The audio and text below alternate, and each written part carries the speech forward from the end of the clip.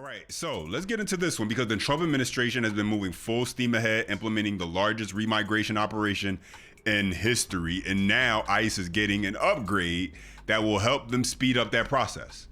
DHS Tom Homan confirms that DHS and ICE will soon be equipped with electric shock gloves. Now, these gloves are low voltage electric shock gloves that the agent will have at their disposal. And the objective is to help the agent remain in control and use non-lethal force. But of course, you already got the mainstream media and the left melting down over this. And so as always, we got to break it down. Smash that thumbs up button if you do enjoy the content. That's the best way you can let me know. Stay locked in, subscribe to the channel. Let's go ahead and jump into it right over here. Agents and officers soon may be equipped with gloves that deliver electric shocks. ICE is planning to spend up to $20 million to buy them. The manufacturer says that they are intended to de-escalate encounters. CNN's Brian Todd is here in the Situation Room. Brian, tell us more about these gloves. Yeah, no potential for controversy here, right, Pamela? As Pamela mentioned, ICE is planning to spend $10 to $20 million for purchasing these gloves. It is called, quote, the CTG5 glove, and glove is an acronym. You see gloves that are very similar to the ones that they're going to be used. Those are from the company's website. GLOVE stands for Generated Low Output Voltage Emitter. The manufacturer, Compliant Technology, says these gloves are designed to de-escalate encounters with people. They can deliver a maximum voltage of up to 380 volts at a time. According to the manufacturer, that would, quote, inhibit and distract the subject from performing coordinated muscle movement, end quote. Yeah, so let's go ahead and break this down real quick. You have the gloves, which stand for Generated Low Output Voltage Emitter. And so you see that right here. Now, understand, as you just heard, he said that it cannot go above 380 volts. So that's the maximum voltage. Now, for comparison's sake, and this is from Google, so, you can look this up yourself and, perhaps get a bit of understanding. Most traditional police taser models, as it says here, have an open circuit peak rating at about 50,000 volts. And it says also that once the electronic probes make contact with the clothes or skin, the actual working voltage drops to roughly 1,000 to 1,500 volts. Newer models are engineered for a maximum of 1,000 volts. And so these are far, far, far less lethal and damaging, if you want to say it like that, than actual tasers that are used already. And so keep that in mind when you're listening to how this is being worded, how this is being framed by the mainstream media. But let's keep it going. Now, according to the user's manual, no more than 2 of these gloves should be applied to a person at one time. They should not be used for more than 15 seconds at a time. Company officials and distributors say they can end a struggle in 3 seconds or less. There is video that we've had that we can show you here. This is the company president actually demonstrating this on a subject. And look, he does take him down there in about 3 seconds or less. And the gentleman there on the ground is a little bit shocked, but he is able to get up. One of the things, a couple of things that you have to know about these things, they do not go through hair or clothing. They have to be applied directly to the skin. So that's one of the possible restrictions there. To me, this looks like not only a way to potentially keep the agent safe, but also to keep the person they're trying to apprehend, the illegal alien, safe. It's far less lethal than a gun, right? Imagine that you're pulling someone over and they don't want to comply. They don't want to get out their car. Now you just have to obviously use this device. You don't have to pull out the gun from the holster, and a few seconds flat, this person is now subdued, and you can arrest them and you can remove them and you could keep things going and work safer. And obviously that's what everybody should want, right? But clearly not. You have those in the mainstream liberal media who are freaking out over this, and one of those individuals is the Democrat nominee for Senate out of course, Minnesota, Peggy Flanagan. And so take a listen to as she over-exaggerates this entire situation. Take a look. Apparatus continues to try to find the administration new ways to do this enforcement. And now the Trump administration is reportedly going to spend millions to arm ICE agents with what are effectively taser gloves.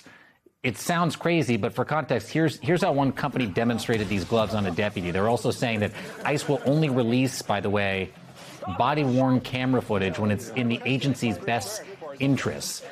taser gloves. We saw Greg Bavino and his agents throwing chemical agents or smoke grenades, flashbangs on the streets of Minneapolis. Now, we look at these things. Taser gloves, it almost sounds crazy to say. What type of an escalation does this feel like to you, if you feel that way? I mean, it's horrific, right? These are like torturous devices, and the fact that they'll only release body cam footage when it is helpful to them, like, come on. And I would say this, right? In Minnesota, our state patrol, they wear body cams. It is for their safety and the safety of Minnesotans. And that should be, frankly, the minimum that we should expect from these federal agents. These are non-lethal gloves, 380 volts versus 1,500 volts from an actual taser that officers use out there. Clearly a huge difference. Can't go through clothes, so it actually has very minimal, usage as far as situations where they'll be able to use. But the reality is, it'll be a good tool to have in their toolkit and be able to use when the situation calls for it and it's usable.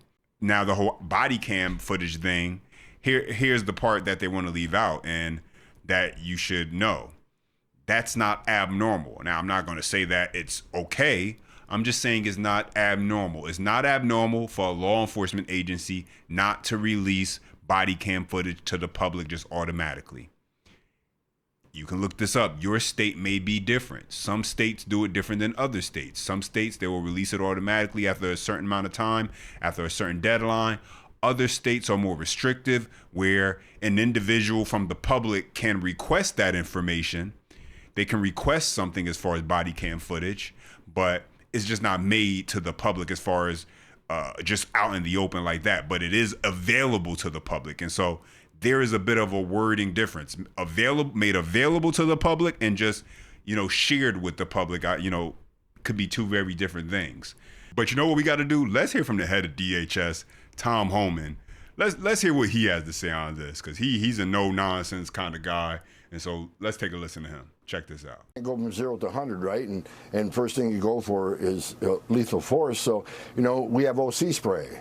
We have tasers. So the glove is, the latest thing they're looking at to help in situations. You've seen the videos in the past year and a half, the fights on the street where officers are overwhelmed. This would be a tool they can use to make someone compliant. Now, there's a lot of training involved. There's still some, background, issues that need to be dealt with. So the implementation of these gloves out in the field are going to be a while. I think they serve a better purpose in detention facility, that where detainees get out of control and there's fights in the facility. So we'll see. The training protocol is being written and being reviewed. Then we'll see when they get rolled out. But it's just another tool in the tool belt of ICE officers who are under a 9,000% increase in death threats.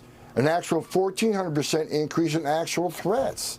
So it's just another tool to help, those who don't want to be compliant, those who attack law enforcement officers, to bring them into compliance without using deadly force. Yeah. And so there you have Tom Homan break it down exactly how these tools can be used, when they could be useful in different situations and scenarios, really to keep everybody safe.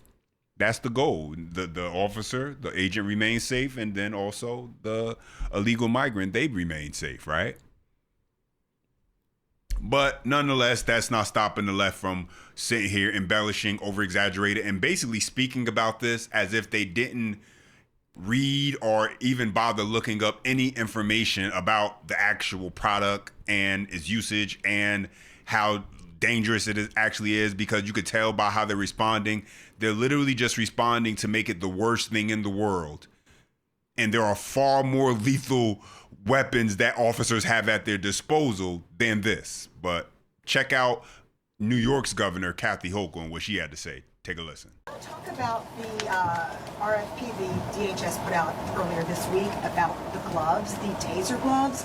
They plan to spend $10 to $20 million purchasing gloves where when they arrest people, they will be tased, effectively tased. Your office has done obviously a lot to counter their enforcement measures. I just wanted to get your position on what's going on, and if you're administration will also be rolling out something against it. That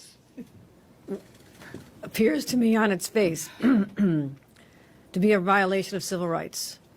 To cause that kind of physical harm to an individual, regardless of what the offense may be. And I would anticipate that the new protections that we just enacted in the law, just brand new, that says that you cannot trample on someone's constitutional rights and you cannot cause them undue harm and you will be held accountable, should be in effect here. Attorney General? It appears to be arbitrary and capricious. It appears to be in violation of a number of laws, including our Constitution, the Administrative Procedure Act. But we are reviewing right now the RFP. Outraged? Of course we are outraged. And in the event that a New Yorker is injured as a result of these gloves, obviously there will be a private right of action as well as action from the state of New York. You can best be assured of that. I mean, go somewhere, really. What would you rather have?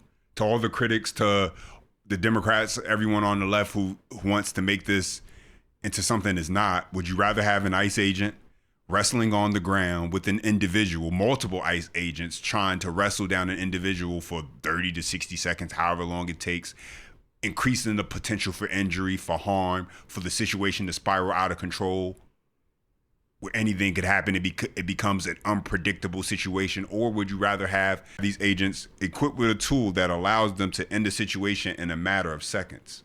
I mean, you got to pick one, but that's not what they want to do. What they want to do is what they've been doing, which is complain about ICE being this rogue agency that's only goal is to inflict harm and terrorize the public. And then when ICE actually comes out and says, okay, we hear you, we're listening, we're actually going to do something about it. We're going to be better. We're going to use these gloves that are not even as dangerous as a taser when it comes to voltage. And we're going to have this tool in our toolkit at our disposal. And the left still wants to sit here and complain and cry about it because it has nothing to do with ICE and the job they're doing and being less violent with individuals or being able to be more caring. None of that matters. It has nothing to do with that. What they want really is for ICE to just leave the individuals who they want to stay in the country alone. They want illegal migrants to be able to remain in this country. They want to grant them citizenship. They want to give them a path to citizenship, basically, to try and ensure a whole new voting bloc. But let's go to this News Nation clip with Geraldo as he is melting down over this also. Check this out. Hello, sir. What do you make of these gloves? Hey, Connell. They are sickening, they're disgusting. How low can you get? I mean, I'd love to put those gloves on and slap around the inventor a little bit and see how he likes it. It really, why not get cattle prods? You send in these kids to immigration court, their parents get taken. They got 7-year-olds standing alone in the courtroom with no lawyer. They're doing away with legal services. The federal government wants to. I was a legal services attorney. The desperate people, but I mean children. And I mean this thing with the how's the audience with this? You're looking at this. How's this? How's it? How far do you want to go to round up law-abiding migrants? Do you want to torture them? Do you really want to do that? Is this where America is at now? So they say it's the opposite, Geraldo. Like I had this guy, Todd Bensman, who used to work with Tom Homan on last hour, and here's how he described the whole thing. I want to see what you make of this. This is really, it's like an ouchie. It delivers an ouchie enough of a like get your hand off the steering wheel, or so I don't have to pull you out of the car and beat you up as you're resisting arrest. So, de-escalation, an ouchie, no? It's an ouchie to you, the user of the glove. It's not an ouchie to the person getting ouched. Yeah. And you're terrorized anyway. The cops are stopping you. Picture this. You got an ICE agent, 6'2" ICE agent with a full military garb. He's got a face mask on, and now he's got gloves from outer space. Now he's going to be able to grab you, and every time you resist, he's going to put his hand on you, and you're going to go. I mean, come on, Connell. This is not us. Yeah, it came up with the mayor. Well, I mean, one could make the argument the first time you get shocked, you have to be pretty pretty stupid to keep on resisting unless you want to get shocked again and again, or something like that. So, I mean, let these people do their job ultimately. Let these people work. Let these people apprehend and capture the individuals who they need to capture. Oh, and by the way, you could also have these states, these sanctuary cities, these sanctuary states actually work alongside the ICE agents, alongside the federal government. And that would also help keep everyone a lot safer also. Yeah, how about we do that? Instead of actually being combative, allowing individuals to walk out of the courthouse, walk out, and basically now you have criminals on the street that ICE has to now go into the city in order to capture, which only puts more people in harm's way. We could also work on that too, right? But those are my thoughts on the update. Now I want to hear from you. Drop your comments down below. I appreciate when you guys chime in. Don't forget you enjoy the content. Smash that thumbs up. For more, subscribe to the channel. And as always, until next time.